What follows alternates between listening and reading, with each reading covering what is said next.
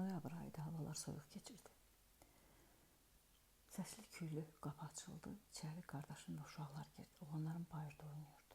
Dayılarını çəkə-çəkə kresloda oturdular. Zarafatlaşa bir-birləri ilə oynayırdılar. Mən də yaxınlaşıb görüşdüm və sakitcə bir tərəfdə əyləşdim. Xeyli söhbət eləyəndən sonra uşaqlarla növbə mənə çatdı. Nə var, nə yox, evdə, eşikdə qardaşımın ad gününü təzə qeyd etmişdik. 23 yaşı tamam olmuşdu. Artıq ata idi, bir oğlu var idi. 7 aylıq idi. Dedi, mən gedirəm. Dedim, hara gedirsən? Yemək hazırlayıram. Otur bir tikə bizimlə çörək ye, sonra gedərsən. Dedi, yox, mən evə getmirəm. Mən Qarabağa gedirəm. Bu söz mənə bir pis bir təsir etdi. Xeyr, pis təsir etmədi. Qəribə gəldi, çünki siyasətlə maraqlanan mənim yoldaşım idi. Amma Qarabağa gedən qardaşım. Çox qəribə xasiyyəti var idi. Utancaq, kişmiş gülüşü var idi. Güləndə gözlərində işıq parıldayırdı. Nurani sifəti var idi. Cavan olsa da üzündə bir hüzur var idi. Bugün deyirəm bu sözləri. Onda bunu anlamırdım. Amma qəribə idi. Heç kimə bənzəmirdi. Qardaşım Qarabağa gedirdi. Cəmisi 23 yaşı var idi. Ad günündən bir ay keçmişdi. Getdi. Getmə demədim, çünki mənim üçün fəxr idi ki, qardaşım qəlbində bu boyda vətən sevgisi yaşadırdı. Dekabr ayının sonları idi.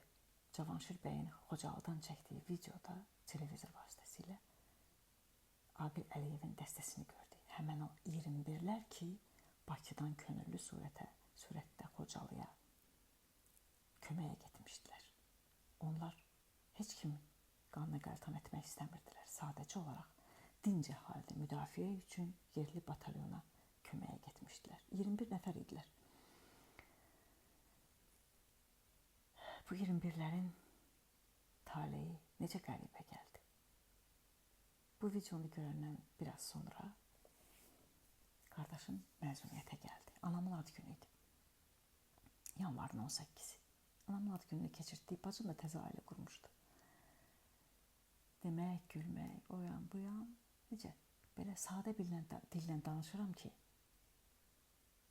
məqsədim bir həyatı anlatmaqdır. Pafoslu cümlələr qurmaq deyil. Qardaşım məzuniyyətdən geri dönməli idi. Artıq vaxt bitmişdi. Gəldi, uşaqlarla sağollaşdı. Böyük oğlumu çox istəyirdi. Balaca, hələ körpə idi. Daydayın balası deyərək sağdan soldan öpdü, qucaqladı, bağrına bastı. Az qalırdı ki, ürəyini yarıb içinə salsın oğlumu. Oğlum da onu çox istəyirdi. Yəni, mənim balalarım dayı görmək xoşbəxtçiliyinə nail olublar. Getdi. Qatara gedirdi. Qatar onları Xocalıya aparmalıydı. Cabbar, Mikail, Nazim və Elçin. Qatar olmuyor. Deyirlər ki, bugün Xocalıya qatar getməyəcək. Evə dönür. Səhərisi gün bir də. Yenə qatar olmadı. Üçüncü gün qatar vağzalına yoldaşımla bərabər getdi. Biz evimizi təmir etdiyimiz üçün yataqxanada qalırdıq. Yataqxana evimizdən biraz aralıydı. O yoxuşu qalxa-qalxa qardaşım arxaya baxdı. Oğlum qaça-qaça gedib onu bir də qucaqladı. Elə bir bu baxışlar biraz donmuşdu. Qardaşım burada olduğu müddətdə xeyli suallar verirdim Xocalı sakinləri. Ümumiyyətlə, belə şeylərlə maraqlanan adam olduğum üçün çox suallar verdim. Hərbidən söz gələndə cavab vermirdi. Bunu bilməsəz yaxşıdır, deyirdi. Amma uşaqların cəsarətindən, buradakı insanların mehribançılığından, qayğısından çox danışmışdı mənə. Vaxt almamaq üçün bunların üstündən keçirəm. Dedi ki, orada evlə əlaqə saxlamaq üçün telefon məntəqəsinə gedirik, telefon stansiyasına. Telefonçu qız Dürdanə xanım bizi evlə çalışdırır. Dürdanə Ağayeva. Nəysə, yoldaşım qardaşımı yola saldı. İllər sonra Xocalı hadisəsi baş verəndən sonra bir gün yoldaşım dedi ki, onlar qatara binəndə maşinist dedi ki, uşaqlar, qaydın evə. Bu Xocalıya gedən son qatardır. geri dönməyəcək. Dönsə də siz ölümə gedirsiniz. Uşaqlar cavab verib ki, yox, biz getməliyik ki, bizim əskər yoldaşlarımız məzuniyyətə gəlsin, ailələrinin yanına gəlsin. 5 gəlmişdilər, 4 qayıtdılar, çünki əskərlərdən birinin xanımına kömək lazım idi. Yoldaşı qoyub gedə bilməzdi. Vəziyyət həqiqətən gərgin idi ailədə. 4 qayıtdılar. Amma bir də geri dönmədilər. Elçin qardaşımla çox yaxın idi, Binəli balası. Getdilər və çox az keçdi üstündən Xocalının işğal olunduğunu eşitdik. Hamı kimi biz də narahat idik. Orada qardaşımız var idi. Yox, qardaşlarımız. 20 qardaşım var idi orada. Heç birini bir-birindən seçmədim. Anam dedi ki, Xocalıya gedirəm. Yoldaşım bütün qohum-əqrabalarımızdan tez tərpəndi. Buna görə ona həmişə ömrümün sonuna qədər borcluyam. Dedi, mən gedirəm. Yoldaşımın da dayımla arası çox saz idi. Bakırlar kimi desək. Dayım dedi, mən də səninlə gedirəm. İkisi Qarabağa yola düşdülər. Orada başlarına nə gələcəyi sonraki məsələdir. Biz də anamla uşaqların axtarılması üçün Bakıda addımlar atmağa başladıq. Müdafiə Nazirliyinə getdik. Əsirlikdən gələn, meşədən gələn yaralılarla, əsirlikdən gələnlərlə görüşürdük. İş yerindən mənə icazə vermişdilər. İşə çıxmırdım. Çünki həqiqətən də bir dəhşət yaşayırdıq. Bir gün iş yoldaşım gəldi ki, bəs Xocalıdan meşədən tapılan qızlar gəlib. Bir dəstə qızı Semaşqa adına xəstəxanada təcrübə keçirdi. Tibb Universitetinin tələbəsi idi. Biz də bağçada yardım yığmışdıq. O yardımı bizə verdilər. İş yoldaşımla mənə və biz xəstəxanaya getdik. Orada bir sorğu-sual edirdim, şəkli göstərirdim, qardaşımı, yoldaşlarını axtarırdım. Əlimdə olan qardaşımın son çəkdirib getdiyi şəkil idi. Özü o şəkli görmədi. Cabbar, Mikail, Elçin, Nazim. 4-ü bir yerdə idilər. 5-cinin adını çəkmirəm, çünki o geri dönmədi. Məcbur dönmədi. Nə başınızı ağrıdım, şəkili göstərirdim. Şəkildə də mənə deyirdilər ki, hə, tanıyırıq. Bəli, həmin gecə onlar 5-i də Qaravuldan döndülər. Əyinlərində əskər paltarı yox idi, çünki milli paltarlarını geyinib, vətəndaş paltarlarını, yəni sıravi paltar geyinib çıxdılar. Postdan gəlmişdilər, paltarlarını yumuşduq, deyirdi Hicran xanım. Hicran xanım gözəl göyçək, uzun saçları olan bir xanım idi. Gözəl gözləri vardı, parmaqlarını kəsmişdilər, buz vurmuşdu parmaqlarını.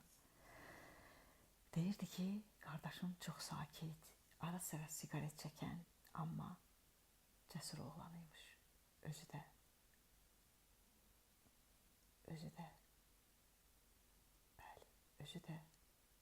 qranatomet atırmış. Onda xatırladım ki, qardaşım tez-tez sol çiynini tutardı. Deməli, zərbədən çiynində ağrı var imiş. Çox şey danışa bilərəm. Amma İman süfrəsinə gəldikdən sonra bəzi olanların üstündən keçirəm. Deyir, bəzi şeylər var ki, o dilə gətirilməz. Çünki onlar bizim də əksiliyimizdir. Bəli, yoldaşımla dayım Ağdamda qardaşımı axtarırdı, anamla da mən Bakıda. Aldığım məlumatlara görə bəlli oldu ki, qardaşım dostları ilə bərabər, silahdaşları ilə bərabər stansiya ilə aeroportun müdafiəsi tapşırılıb, 5 uşaq, 5 əskər ora gediblər. Digərləri də əhalini çıxartmaq üçün kömək etməyə başlayıblar. Sonra bir neçə gün üstündən keçmiş, biz Müdafiə Nazirliyinə getdik anamla. Rəhim Qaziyev bizdən şəxsən görüşdü. Artıq soyqırımdan bir neçə gün keçirdi. Tez-tez şəhid olanların nəşi gəlirdi, dəfinlər var idi. qaçqınlar var idi, kütləvi surətdə köçlər var idi. Həmin anda Xocalının vəzifəli sahiblərindən biri indiki keçmiş Razin qəsəbəsində bir ev almışdı. Bütün əşyalarını o evdə yerləşdirmişdi. Məsləhətinə şükür. Allah onu da belə yaradıb. İnsanları deyil, malını, mülkünü xilas etməyi üstün bilmişdi. Onu yaradana şükür, qınamıram. Bəlkə mən də olsaydım elə eləyərdim. Deyirlər, anasının mənşini tapanda qoynundan dollarlar tökülmüşdü. Yəni, imkanlı adam idi. Bəli, adını da çəkə bilərəm, amma istəmirəm. O da bizimdir. Biz anamla Müdafiə Nazirliyinə, Rəhim Qazinin yanına getdik. Artıq xeyli vaxt keçirdi, uşaqlardan xəbər yox idi. Hərə öz balasını axtarırdı. Rəhim Qazi bizi hörmətlə qarşıladı. Oturduq. Anam deyəndə ki, 21-lərin içində oğul da var, Rəhim Qaziyev dedi, onlar kişidirlər. İcazə verin, imkan verin. Qızları, qadınları xilas edək, əsirlikdən qutaraq. Əsir düşənləri geri qaytaraq ki, onlar bizim namusumuzdur. Məndən nə meyit, nə xəbər gözləməyin.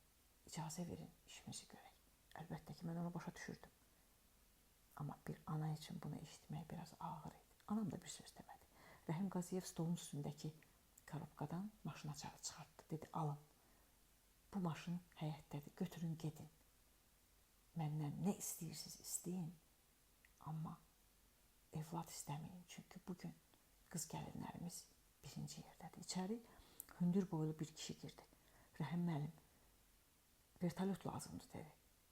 Qız gəlinlər azad olmasa, onların əlindən alınmasa, başqa bir söz də işlətdi. Sonradan bildim ki, bu Hikmət Nəzərlinin atası Müdafiə Nazirinin köməkçisi Baba Nəzərli idi. Qeyrətli qardaşım, Hikmət. Biz o maşın açarını götürmədik. Rəhim müəllimdən ayrılıb evə gəldik. Bir gün Semaşka xəstəxanasından bizə zəng elədilər ki, əsirlikdən Nəbi adında bir sakin gəlib. Şəkilləri götürüb xəstəxanaya getdik. Nəbinin ağzında nə dişi var idi, nə də dırnaqları. Cavan bir oğlan idi. Amma bənizi o qədər solğun idi ki, deyərdin ki, bir 30-35 yaşı var idi. Nəbiyə yaxınlaşıb üzr istədik. Səni 2 dəqiqə narahat edəcəyik, dedik. Dedi, buyurun. Şəkili göstərdik. Şəkildə Cabbar, Nazim, Mikail və Elçin var idi. Dedik, bunlardan hansını tanıyırsan? Hansı barəsində məlumatın var? Biz ancaq öz balamızı axtarmırdıq. Biz 20 əskərdən soraq axtarırdıq, xəbər axtarırdıq. Əlini Elçin şəklinin üstünə qoydu. Dedi, bu öldü. Bir neçə gün sonra Ağdamdan dayımla yoldaşım geri döndülər. Elçinin nəşini gətirdilər. Yusuf qardaşın kiçik bir avtobusu var idi, onun içində. Elçin qardaş dəfn olundu. Elə bildim ki, öz qardaşımı bastırdım. Biz ağlayanda Nəbi elə bildi ki, Elçin bizim axtardığımız əskərdir. Dedi, yox, bu bizim qardaşımızın dostudur. Anam dedi, bu mənim oğlumun yoldaşıdır. Çox yaxşı bir-birlərini anlayırdılar, Elçin də qardaşım. Elçin dəfn olundu. Yadımdadır ki, bir-iki dəfə mən zarını ziyarət də etdim. Sonraki illər. Bilirdim ki, binədə yaşayır, amma tapa bilmirdim. Qismət. 21-lərdən, daha doğrusu 20 əskərdən Hafiz, Aqil, Elçin və bir neçə sağ qalan, 5-i məzuniyyətdə olan və bir neçəsi də əhalini çıxardaraq sağ qalan əskər oldu. Cəmisi 6 əskər sağ qaldı. 5 əskər itkin idi. Mübariz, Fikrət, İlham, Elçin, Mikail. onları uzun illər sonra, çox axtarışlardan sonra Allah Taala özü bir möcüzə kimi yetirəcək. Bu hələ söhbətin sonrası. Əsirlikdə çox insan vardı. Dayımın, yoldaşımın danışdıqlarından dəhşətləri hiss edirdim. Amma çox şey danışmırdılar.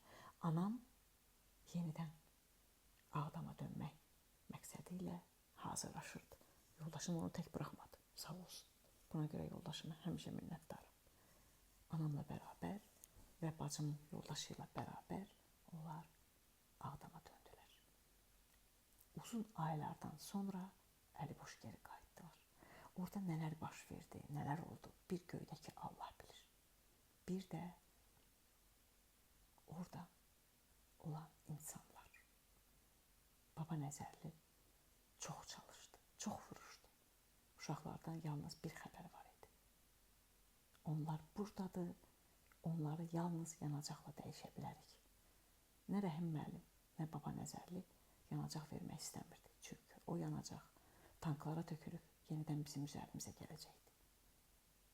Əsirləri verib qızları əsirlikdən qurtardılar. O əsirlər ki, həmin anda bizə lazım deyildi, bizə namusumuz lazım idi. Bax, o zamanlarda əsirlərlə bərabər sonradan tanış olacağım Dürdanə xanım da var idi. Telefonçu qız.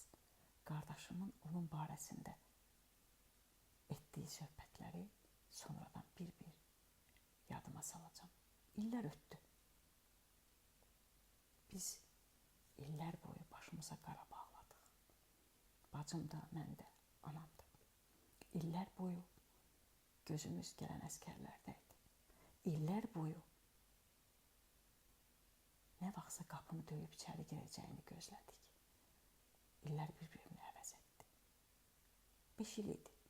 Qara başımızdan çıxmırdı, əynimizdən çıxmırdı. 5 il idi. Ürəyimiz matəmə bürünmüşdü. Bir gün qaynanam Bakıya gəldi. Dedi ki, qızım, başa düşürəm, axırdı. Amma cavansız, ölənlə ölmək olmur. Bu hamımızın dərdidir. Qaranı əynindən çıxardı. Cavan yoldaşım var, uşaqlarım var. Bu qədər matəmdə qalmaq olmaz. Dərdi çəkən bilər. Qaynağımın sözünü yerə salmadım. Mənim ürəyim matəmdə idi. Başqalarının adından danışa bilmərəm.